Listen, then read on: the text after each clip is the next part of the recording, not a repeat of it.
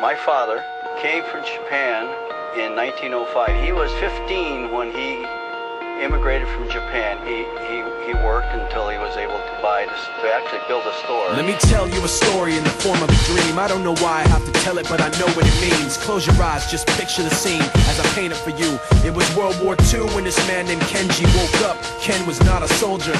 He was just a man with a family who owned a store in LA. That day, he crawled out of bed like he always did, bacon and eggs with wife and kids. He lived on the second floor of a little store he ran. He moved to LA from Japan, they called him immigrant. In Japanese, he'd say he was called Issei. That meant first generation in the United States, when everybody was afraid of the Germans, afraid of the Japs, but most of all afraid of a homeland attack. And that morning, when Ken went out on the doormat, his world went black, cause right there, front page news, 3 weeks before 1942, Pearl Harbor's been bombed and the Japs are coming. Pictures of soldiers dying and running. Ken knew what it would lead to, just like he guessed. The president said the evil Japanese in our home country would be locked away.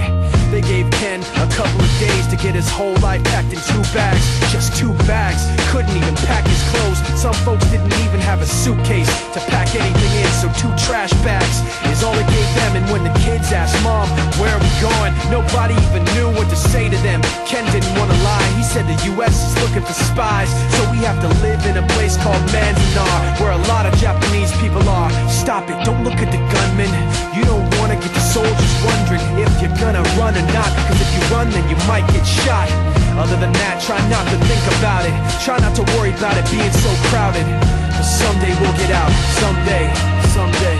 As soon as war broke out, so the FBI came and they just come to the house and you have to come. All the Japanese have to go. They took Mr. Need and people couldn't understand why they had to take him, because he's just innocent laborer. So now they're in a town with soldiers surrounding them. Every day, every night, look down at them. From watchtowers up on the wall, Ken couldn't really hate them at all.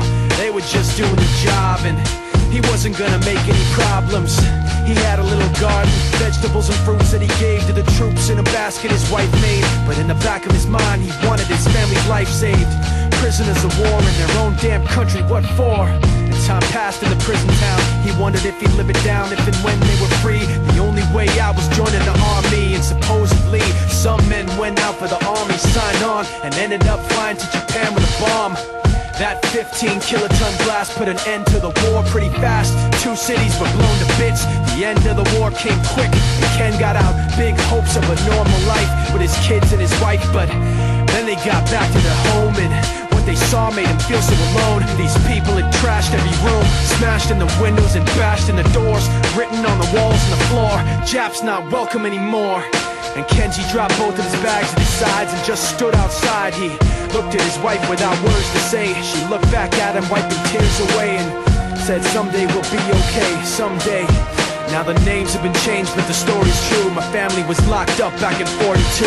My family was there where it was dark and damp, and they called it an internment camp. When we first got back from camp, it was pretty bad. I remember my husband said, oh, we're gonna stay till last. Then my husband died before they closed the camp.